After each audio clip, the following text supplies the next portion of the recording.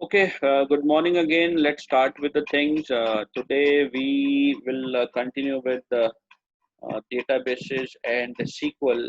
In fact, today we'll continue with the important portion, that is how do we start up with the MySQL software और MySQL software में क्या-क्या basic चीजें आती हैं and what are the main things which we need to check. Fine.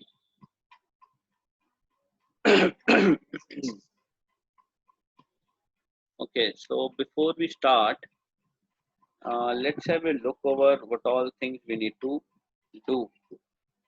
हम लोग पहले सीखते हैं कि ये जो MySQL सॉफ्टवेयर है इसको कैसे इंस्टॉल करना है and how do we open it so that we can work with that.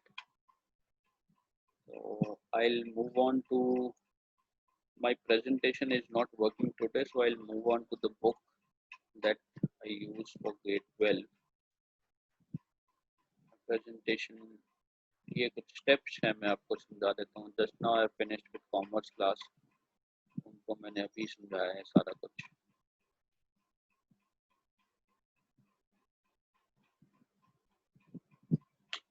Okay. So SQL or MySQL is RDBMS software. RDBMS is Relational Database Management System software. As we have discussed earlier that in RDBMS we need to create tables, right? So what we will try to learn in SQL, in MySQL is that हम लोग सबसे पहले database create करते हैं. Once the database is created, then we create tables in that particular database. So once that table is also done, then we put entries into the tables. And the important thing to remember here is that all such things we can only do with the help of certain commands. ठीक है, तो ये सारा काम जो है command से होता है. You need to type command. There is no GUI in SQL. SQL में कोई भी graphical user interface नहीं है, GUI based चीजें नहीं है. तो आपको क्या करना है, आपको just you just have to type. Remember a command, how do we type, and whenever we type a command, command लिखने का एक syntax, एक तरीका है, that is the fixed kind of syntax, you cannot change it. उसमें ये चीज़ों का बहुत ध्यान रखना पड़ता है, कौन सी चीज़ कैपिटल आएगी, कौन सी स्मॉल आएगी, और कहाँ पे फुल स्टॉप आना है, कहाँ पे कॉमा आएगा, कहाँ पे सेमीकोलन आना है या स्पेसेस आनी है. तो ये जो फॉर्मेट है, ये जो सिंटैक्स है, ये फिक्स होता है. आपको बस ये चीज़ ध्यान रखनी है कि कमांड को लिखना कैसे है. ठीक है, तो there is nothing to worry about. There are in all I think 20-22 commands in all. वो 20-22 कमांड्स आप कर लो तो आपका SQL वाला सारा पोर्शन कवर अप हो जाएगा. ठीक है. Now to start with, we have two kinds of commands. One is DDL and second one is DML. ये दोनों क्या है? DDL stands for Data Definition Language Commands and DML is for Data Manipulation Language Commands. ये दो तरह की commands हैं. अब इन दोनों में difference क्या है? Difference यही है कि जो DDL commands होती हैं, तो Data Definition Commands, they are basically used for creating a database or creating a column or creating a table, right? इनका main focus है creation of the design. They are used for creating and designing one complete software, complete table or complete database, or they work on rows. ठीक है, sorry रोज बोल रहा हूँ, columns. Fine. सो ये इसमें जितनी कमांड्स आएंगी वो सारी की सारी या तो टेबल क्रिएट करने की, या कॉलम्स को क्रिएट करना है, कॉलम्स को मैनिपुलेट करना, कॉलम को चेंज करना, कॉलम को डिलीट करना. तो ये कॉलम ओरिएंटेड कमांड्स हैं या टेबल ओरिएंटेड कमांड्स हैं, राइट. इसका मतलब है डेफिनेशन तैयार करना. डेफिनेशन का मतलब उसका डिजाइन, स्ट्रक्चर बनाना. तो ये कमांड सारी स्ट्रक्चर बनाती हैं. स्ट्रक्चर में क्या आएगा? टेबल को बनाना. तो उसके बाद कौन कौन से कॉलम बनाने हैं, सीरियल नंबर बनाना है, नेम बनाना है, मार्क्स बनाना है, जो भी कॉलम बनाने हैं. तो ये सारी कमांड्स उन चीज़ों को डील करती है. कॉलम क्रिएशन को, कॉलम को चेंज करना, कॉलम को डिलीट करना, या टेबल क्रिएट करना, या डेटाबेस क्रिएट करना. ठीक है. जो दूसरी कैटेगरी है DML, that is data manipulation language command, they are basically used for manipulating data. Manipulating means changing. They deals with the internal data within a table. ये काम करती हैं रोज के अंदर. नया डेटा ऐड करना हो, पुराने डेटे को डिलीट करना हो,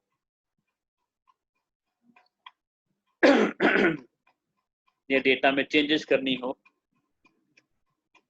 तो ये DML कमांड्स की कैटेगरी में आती हैं ऐसी कमांड्स.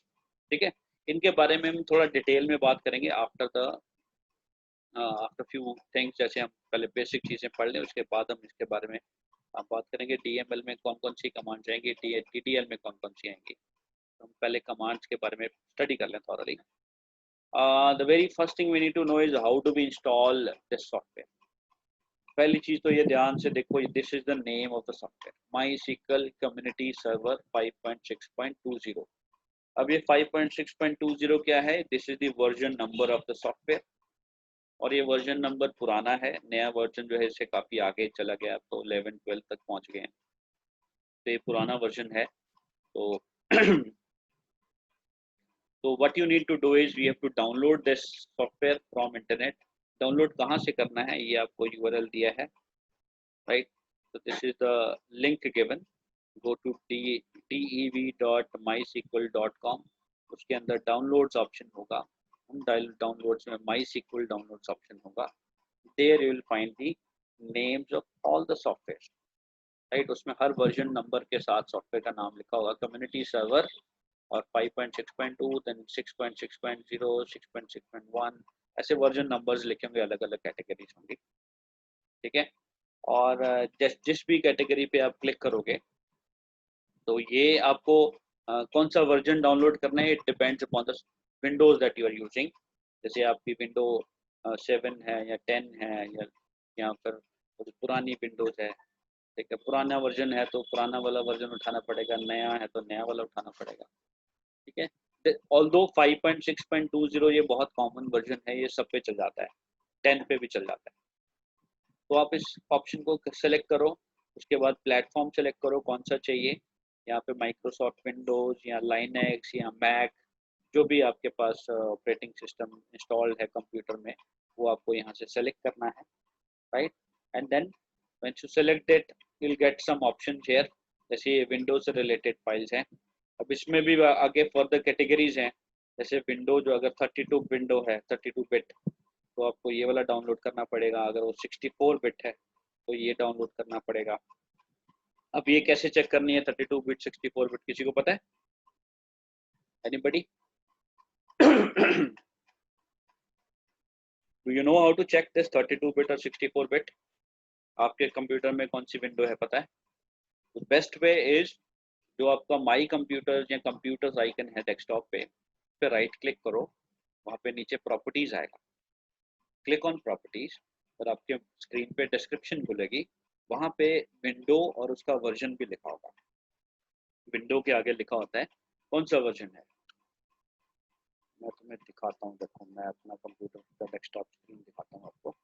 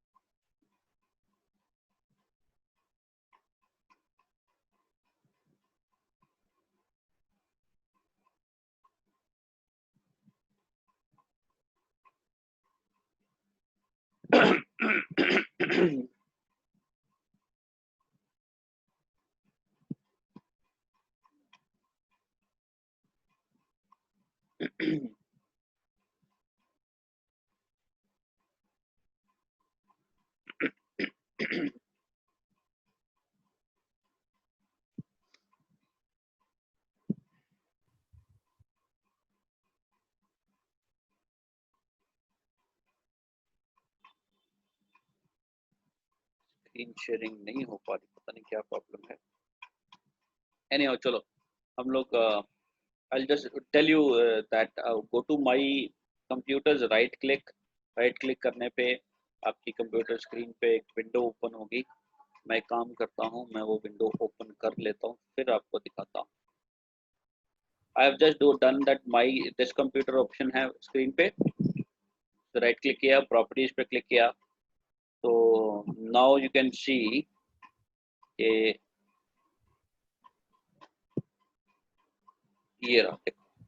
तो this is the description of the document. यहाँ पे ये देखो लिखा है 32 bit operating system and x64 is the processor, right? So from here you can find out which type of Windows you are using. So I am using Windows 10 और ये 32 operating system है, 32 bit. So what we need to do is we have to download that particular software based on the version. ये फिर 32 bit वाला download करना पड़ेगा। अगर आपके पीसी में 64 बिट है तो 64 बिट वाला ये वाला डाउनलोड आप यूज करो, this one, right. These two are zip drives। यहाँ पे नॉट ओनली इंस्टॉलर, इसके अलावा और भी कुछ सॉफ्टवेयर होते हैं, तो ये सारा कुछ ही डाउनलोड कर देगा। वी डोंट नीड एवरीथिंग, तो आप इन दोनों में से कोई एक जो आपका ऑपरेटिंग सिस्टम सपोर्ट करता है उस फाइल को डाउनलोड कर लो, ठीक है। Once downloading is done, downloading के बाद जैसे आप आइकन पे क्लिक करोगे you will get this interface, वहाँ पे रन बटन होगा, click on this run button, then you will get this welcome screen. Welcome screen के बाद पहली चीज आती है ये लाइसेंस एग्रीमेंट। लाइसेंस एग्रीमेंट में आपको ये टिक करना है, you have to select this option. इसका मतलब you accept all the license terms of the software. Click on next button after selecting this. Next तभी एक्टिवेट होगा जब आप इसको सेलेक्ट करोगे। Then this is another good option that it will find the latest product as per the requirements of your computer। तो अगर आप पुराने वर्जन भी रन कर रहे हो तो what you need to do is आप यहाँ पे connect to internet पे क्लिक करो और execute कर दो। तो ये क्या करेगा कि आपके कंप्यूटर के हिसाब से जो लेटेस्ट अपडेट्स हैं वो सारी चीज़ें इंटरनेट से डाउनलोड करके it will install that things into your product also, ठीक है। तो अगर आपका if you have internet connection install then you can go with this, otherwise आप इसको स्किप करने के लिए ये ऑप्शन को सेलेक्ट करो और नेक्स्ट कर दो, तभी एग्जीक्यूट की जगह पे नेक्स्ट बटन आ जाएगा, राइट। एज यू सी ये दोनों चीजें सेलेक्ट करके हमने एग्जीक्यूट किया तो ये दोनों चीजें इंस्टॉल हो गई, यहाँ पे टिक लगा आ गया, that means the things are installed now. Now we click on next. Next करने पे you have to select what type of software you want to install. Now the reason is एक तो ये डेवलपर डिफॉल्ट ऑप्शन है, एक server only option है, एक client only option है, एक फुल है और एक कस्टम। पहला ऑप्शन है server default, that is for default machine जिसमें सिर्फ एक ही कंप्यूटर पे आप सॉफ्टवेयर इंस्टॉल कर रहे हो, ठीक है। तो अगर आप घर पे इंस्टॉल कर रहे हो, you have only one computer, तो ये सबसे बेस्ट ऑप्शन है आपके लिए। और बाकी ऑप्शन भी मैं बता देता हूँ। ये सर्वर ओनली तब वर्क करता है जब आप किसी नेटवर्क के अंदर इंस्टॉलेशन कर रहे हो और नेटवर्क में you want everything to be managed at one computer only. आप चाहते हो कि डेटाबेस जो भी बनाया जाए, जो भी डेटाबेस वर्क करना है वो एक सर्वर मशीन पे ही रहे और बाकी के कंप्यूटर सिर्फ उसी डेटाबेस को या उस डेटाबेस से रिलेटेड इंफॉर्मेशन को एक्सेस या यूज कर सके। In that case, what we do is we install this server version on that server machine and client only at the other computers। तो client only में क्या होगा कि आपके कंप्यूटर में डेटाबेस नहीं बनेगा, डेटाबेस सिर्फ सर्वर में बनेगा, आप उस सर्वर से डेटाबेस को यूज कर सकते हो। इसमें थोड़ी चीजें लिमिटेड होती हैं, right. So our full version may it will install everything including server and client information as well as all other resources also। वो सारा कुछ इंस्टॉल कर देगा with all the features, ठीक है। तो हमारे अगर घर पे हमने इंडिविजुअली यूज करना है तो we can go with default developer और we can go with server only, ठीक है। सर्वर ओनली में आपके सर्वर की सारी इंफॉर्मेशन आ जाएगी, तो आप सर्वर की तरह भी उसको यूज कर सकते हो। तो यू कैन यूज दिस और this any of these two information।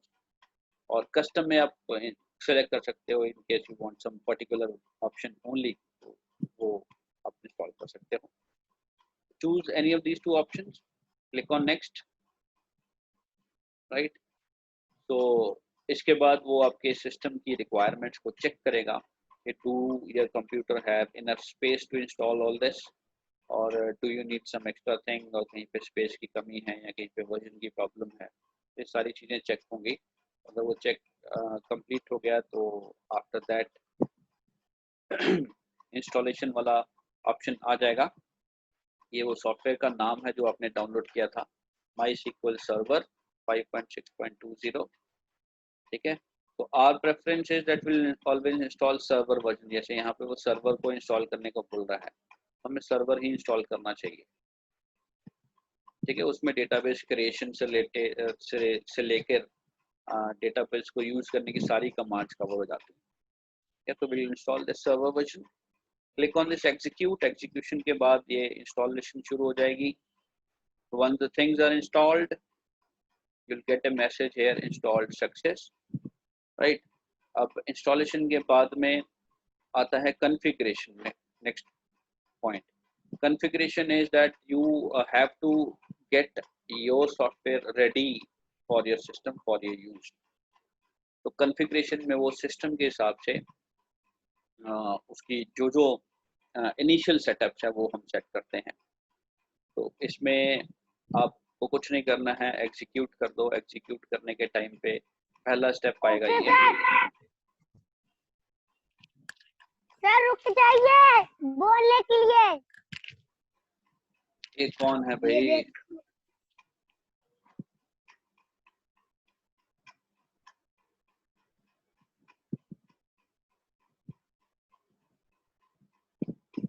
Okay, so in configuration, the very first thing we receive is configuration type. यहाँ पे आपको development machine is the default setting, we don't need to change. Port number we don't need to change, ये default port होते हैं, आपको इसमें कोई setting छेड़ने की जरूरत नहीं है। Just click on next. ये important portion है, configuration में आपको password set करना पड़ता है। This password is important because every time you open MySQL software, the very first thing you need to do is you have to put a password. जो password यहाँ पे आप रूट पासवर्ड यहाँ set करोगे, वही पासवर्ड आपको हर बार डालना पड़ेगा जब आप सॉफ्टवेयर को इंस्टॉल ओपन करोगे, ठीक है। तो you just put a password here, then rest user accounts are automatically created, we don't need to add anything extra. सिर्फ ये पासवर्ड सेट करो। Password you have to type 2 times, then click on next button, right? Then we have see certain service details, यहाँ पे service name है, वे default अपने आप उठा लेता है, इसको भी आपको कुछ करने की जरूरत नहीं है। Standard system account is the default system selected, और अगर आपको यूजर चेंज करना है तो यहाँ से कर सकते हो, although this is also not required to be changed, ये default अपने आप उठाएगा। Click on next. Then it will take some time to configure everything, it will take few minutes. So after that configuration जैसे complete हो गई आपका ये message आ जाएगा, यहाँ पे एक टिक लगा होगा, that means your configuration is also done. So that's it. When you click on execute, the last thing is the installation complete message, your installation is done. So now click on finish to finish everything. So this is how we install this. Install करने के बाद हम इसको use कैसे करते हैं, तो नीचे कमांड शुरू होगी। कमांड शुरू करने से पहले मैं आपको ये बता देता हूँ इसको ओपन कैसे करेंगे और इंटरफेस कैसा दिखता है। I am going to start button, यहाँ पे एक आइकन बन जाता है माई डॉक्यूमेंट्स MySQL का, उस पर क्लिक करेंगे तो वहाँ पे एक ऑप्शन आएगा MySQL, और जो वर्जन इंस्टॉल किया है 5.6 5.7 whatever, I am using 5.7। Command line client लिखा होगा, उस पर क्लिक करना है। The moment you click, you will get this screen. As you can see now, पहला ऑप्शन वो पासवर्ड है जो हमने वहाँ पे इंस्टॉलेशन के टाइम पे सेट किया है। I have installed ABCD as password. I'll put the password and press enter. So that's it. Now we can work with this software. ठीक है, अब इसमें क्या करना है working. As I told you, this is all command oriented language, so there's no need of mouse here. if black screen रहेगी, आपको कुछ भी करना है, आपको कमांड टाइप करनी है. कमांड टाइप करने के बाद आपका रिजल्ट जो है आपकी स्क्रीन पे यहीं पे डिस्प्ले हो जाएगा. ठीक है, the mouse work is not there. There's no GUI here, no graphics, only commands we need to type and then execute and then see the output only in the screen. ठीक है, इसीलिए हम MySQL को as a background use करते हैं.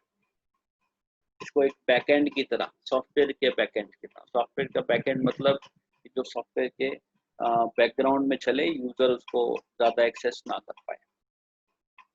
ठीक है, और एडवांटेज ये है कि इसके अंदर डेटाबेसेस बहुत अच्छी तरह मैनेज होते हैं. Right, we have lot of commands for managing databases. चलो हम कुछ कमांड्स प्रैक्टिस करते हैं. First thing, I am writing here show databases semicolon. When you type show databases, it will show you the list of all the databases. Remember how to write. Show databases can be written in smalls also, capitals also. There's no problem. It's a command which can be written in capitals, smalls, both. But show और databases के बीच में space होना चाहिए. Databases is a single word. There's no space allowed. And databases लिखना है, S पीछे आएगा और लास्ट में सेमीकोलन भी लगाना पड़ेगा. प्रेस एंटर, आपको डेटाबेसेस की लिस्ट मिल जाएगी. Fine. So these are 5 databases which are installed in our computer. ये मेरे कंप्यूटर में 5 डेटाबेसेस बने हुए हैं. तो इनमें से जो भी ओपन करना है उसको ओपन करने के लिए कमांड होती है यूज, और जो डेटाबेसेस ये DB1 हमने पिछली क्लास में पढ़ाया. I'll put the use DB1 semicolon and enter. We'll get a message database changed. Right, so database change means now this database is open for us. ये डेटाबेस हमारा open हो गया. जैसे हम डबल क्लिक करके folder open करते हैं, वैसे ही कमांड से हमने फोल्डर ओपन कर लिया. तो DB1 नाम का डेटाबेस ओपन हो गया है. अब इसके अंदर क्या क्या है, that we need to see and that we can create and change whenever we require. ठीक है, यहाँ पे ध्यान रखने वाली बात यह है कि कमांड कैसे लिखनी है. यूज स्पेस डेटाबेस का नाम. यहाँ डेटाबेस वर्ड नहीं आएगा, सिर्फ डेटाबेस का नाम लिखना है. Right, now if you want to see के इस डेटाबेस के अंदर हमने क्या क्या टेबल्स बनाए हैं, क्योंकि देखो प्रोसेस ये है कि आप पहले डेटाबेस बनाते हो, डेटाबेस को ओपन करते हो, उसके बाद उसके अंदर हम टेबल्स बनाते हैं. ठीक है, और जनरली हम एक बड़ा मास्टर टेबल बनाते हैं जिसके अंदर सारी इंफॉर्मेशन को, और फिर उसी को ही हम सब सारे मॉड्यूल्स पे एक्सेस दे देते हैं. ठीक है, हमने एक टेबल बनाया था, टेबल्स के नाम देखने हैं, तो जैसे show databases will give you the list of the databases. ऐसे ही show tables will give the list of the tables inside this database. यहाँ पे एक ही टेबल है स्टूडेंट. राइट, अब ये टेबल का सिर्फ नाम आ गया. अगर आपको टेबल की डिस्क्रिप्शन देखनी है, डिस्क्रिप्शन होता है उसकी डिटेल्स क्या क्या है, तो डिस्क्रिप्शन के लिए कमांड है DESC और उसके बाद टेबल का नाम. टेबल का नाम मैंने गलत लिख दिया. See this is the description. इसमें क्या किया गया है, you can see the description.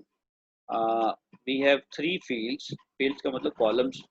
3 columns है. पहला कॉलम सीरियल नंबर है, दूसरा नेम है, तीसरा मार्क्स है.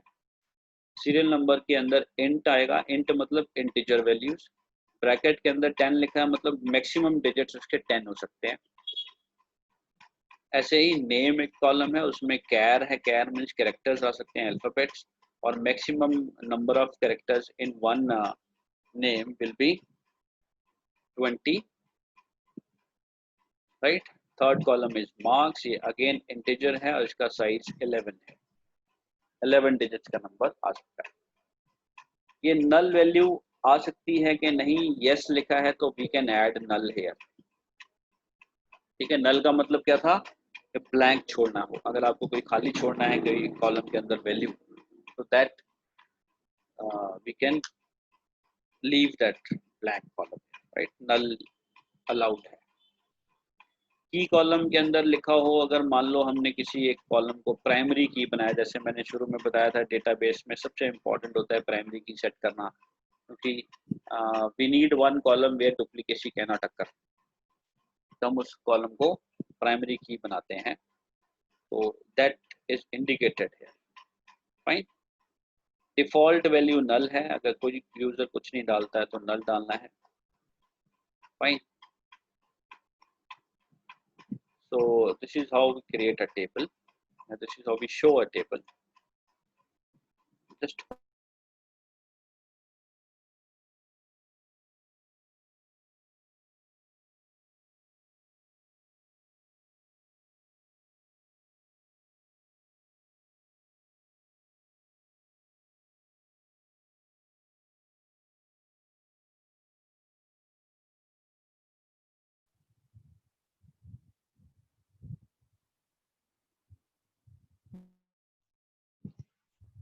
So please unmute your mic. sorry, I forgot. Okay, okay, so the next thing is creating a table. This creating a table will cover up afterwards, because I just want to discuss about this data type term over here. To create table, जब भी करते हैं हम table बनाना है तो we need to specify certain values. तो यहाँ पे हमें हर कॉलम का डेटा टाइप देना पड़ता है। ये डेटा टाइप है क्या, हम उसके बारे में सोच लेते हैं, डिस्कस कर लेते हैं, right. These are the different kinds of data types. First data type is char. अब पहली चीज है डेटा टाइप है क्या, देखो मैं कमांड के बारे में भी आपको बताता हूँ। जब भी हम नया टेबल क्रिएट करते हैं, we need to write create table command. Create और टेबल के बीच में स्पेस होना चाहिए। Then will write the name of the table, right. name of the table you want to give, you can give any name, there is no problem, but only thing is you have to remember is that जो भी नाम आपने दिया है, the same name has to be used in same way in all the places wherever you want to deal with that table। ठीक है, table का जो भी नाम दिया है, कैपिटल्स में है तो कैपिटल्स में नाम यूज होना है हर जगह, स्मॉल में दिया है तो हर जगह स्मॉल में होगा। टेबल नेम के बीच में स्पेस नहीं आ सकता। Table name should be one word, अगर आपको स्पेस देना है तो अंडरस्कोर लगा सकते हो। ठीक है, उसके बाद हम ब्रैकेट ओपन करते हैं। ब्रैकेट ओपन करने के बाद जो भी पहला कॉलम बनाना है टेबल के अंदर, मान लो मुझे टेबल बनाना है roll number, name and marks, I right roll number here, right. But role number में भी वही ध्यान रखना है, कैपिटल स्मॉल, जहाँ पे कैपिटल, अगर आर कैपिटल कर रहे हो तो हर जगह जहाँ पे भी वो कॉलम यूज होगा आर कैपिटल ही आएगा। और रोल नंबर के बीच में स्पेस नहीं दे सकते तो अंडरस्कोर लगाना पड़ेगा। फिर उस रोल नंबर के अंदर कैसा डेटा आएगा, you what type of data you want to enter into that roll number column. Integer you want, because roll number में तो नंबर्स ही होते हैं, उसके लिए इंटीजर लिखना होगा यहाँ पे। ठीक है, उसके बाद if you want to add some constants, constants होते हैं जैसे मार्क्स का कॉलम है, आई वांट के मार्क्स के कॉलम में 100 से बड़ा नंबर ना आए। ठीक है, so that constant option we can add, it is optional, जरूरी नहीं होता आदमी डालना है। तो जैसे हमने बात की थी कि प्राइमरी की बनाना जरूरी है, प्राइमरी की बनाने के लिए we have to type some constant over here के प्राइमरी की बन जाए ये वाला कॉलम। तो ये कंस्टेंट्स ऑप्शन होते हैं, ये आप डाल सकते हो in case you want to. Then put a comma, एक कॉलम बन गया, ऐसे ही सेकंड कॉलम बनाओ।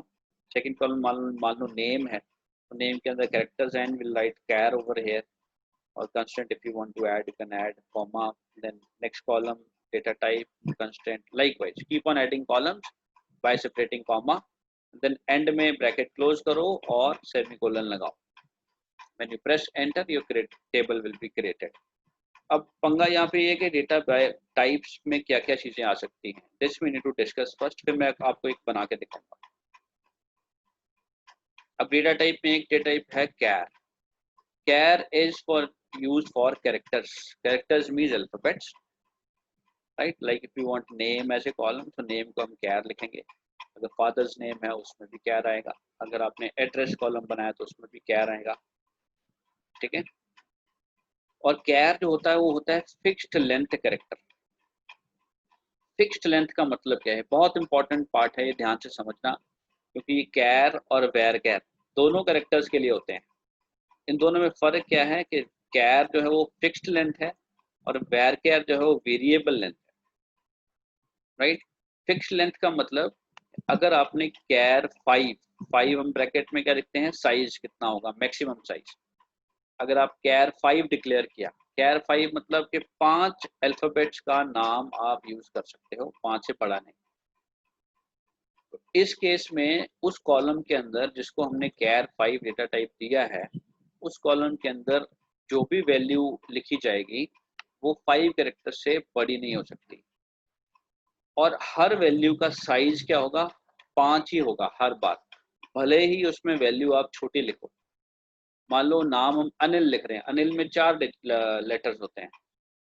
ठीक है. बट अगर हम बात करेंगे what is the size of Anil value, will write 5 here, because हमने यहाँ पे फिक्स कर दिया है कि जो साइज हमने स्पेसिफाई कर दिया, that size will be applicable to all the values in that particular column. ठीक है. अगर नेम कॉलम में कैर 5 कर दिया तो 5 फिक्स हो गया. जितनी भी वैल्यूज उस कॉलम के अंदर आएंगी सबका साइज 5 ही होगा, भले ही एंट्री छोटी हो. राइट. कोई छोटा नाम भी हो सकता है, लाइक अनिल इज देयर, और भी छोटे 3 डिजिट के नाम भी होते हैं. तो अगर 3 अल्फाबेट्स का नाम है तो 3 अल्फाबेट के नाम का साइज भी 5 ही काउंट होगा, because it is a fix length character. यही चीज varchar में बेटर है. अगर आपने varchar 15 डिक्लेयर किया है किसी कॉलम का साइज डेटा टाइप, 15 का मतलब maximum number of characters can be 15, और in case it is lesser then it is counted as lesser. जैसे नीचे एग्जांपल देखो, विजय कुमार लिखा है. विजय कुमार का साइज देखें तो 5 अल्फाबेट यहाँ पे हैं, 5 अल्फाबेट यहाँ पे हैं और एक स्पेस है, तो 11 हो गए. इसका साइज क्या होगा, इसका साइज है 11. फाइन. तो अगर हम यहाँ पे varchar की जगह पे कैर लिख रहे हैं तो साइज क्या होगा, 15 ही होगा, क्योंकि फिक्स लेंथ है. तो यही मेन डिफरेंस है दोनों चीजों में. varchar में हमें एक एडवांटेज ये मिलता है कि हमारी मेमोरी जो है वो थोड़ी बच जाती है. Right. So but in case of char, that memory जितनी भी हो, जितनी एलोकेट किया है, जितना साइज एलोकेट किया है, that much memory has to be used. Fine. अब एक और चीज है कैर और varchar में, हम बात करते हैं कि भाई ये कैरेक्टर्स ही यूज करती है. These data types are used to enter alphabets or characters only. But ऐसा नहीं है, आप इनमें नंबर्स भी लिख सकते हो. ठीक है. But those numbers are not treated as numbers, they are treated as alphabets only, they treated as characters. उन नंबर्स को आप मल्टीप्लिकेशन डिवीजन में यूज नहीं कर सकते. जैसे फॉर एग्जांपल हमारे स्कूल में, हमारी क्लास में 2 गुरप्रीत है, तो हम जाने लिखते हैं गुरप्रीत 1 गुरप्रीत 2. तो ये गुरप्रीत 1 गुरप्रीत 2 भी आप कैर और varchar में लिख सकते हो. numbers can be used within the alphabets, but it has to be used along with the alphabets. moreover, ये जो नंबर 1 2 है, इनको हम मैनिपुलेशन कैलकुलेशन में यूज नहीं कर सकते, वो कैरेक्टर्स की तरह यूज किए जाएंगे, अल्फाबेट्स की तरह. ठीक है. तो जैसे कई बार होता है कोई आईडी कॉलम बनाया, आईडी कॉलम में आईडी के अंदर अल्फाबेट्स भी हैं, नंबर्स भी हैं. राइट. तो वहाँ पे आपको कैर या varchar दोनों में से एक देना पड़ेगा डेटा टाइप. राइट. ऐसे ही we have some more data types like date is also there to enter a date value, and then integer is there to enter a number without decimals. Decimal is there to enter a value in decimal form. अब decimal में आपको 2 digit bracket में देने पड़ते हैं. ये 2 digit क्या है, पहला नंबर इंडिकेट करता है कितने डिजिट्स होंगे टोटल, और दूसरा नंबर इंडिकेट करता है डेसिमल के बाद कितने डिजिट्स आएंगे. ठीक है. तो this is the size that you need to specify whenever we are using a decimal value. Fine. So these are all different data types that we can use. अब create table command हमारी रह गई है. I think we have less than 1 minute now, so it'll be over. The class will be over very soon. So next time I'll definitely give you the demo of how to create a class. हम command क्या लिखेंगे, ठीक है? तो जितनी भी हमने की हैं, just practice that. Install the software, and still if you find difficult, you can come back. So that's it from my side today. I'll end up now. Fine. Practice करो, प्रॉब्लम आती है तो पूछ लेना.